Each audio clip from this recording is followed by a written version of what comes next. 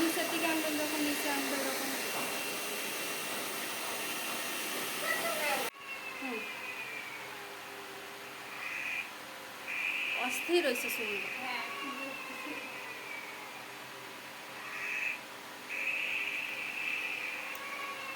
বললাম না, ওই চুলে তেল দেয় দেখে চুলটা হেলদি রয়েছে, এই জন্য রিবন্ডিংটা খুবই সুন্দর হয়েছে।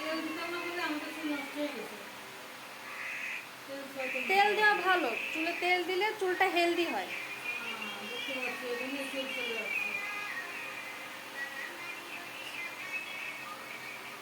হাতটা ভিতরে দিয়ে একটু নাড়া দাও তো। এই তো সুন্দর হচ্ছে, হয়েছে। আমি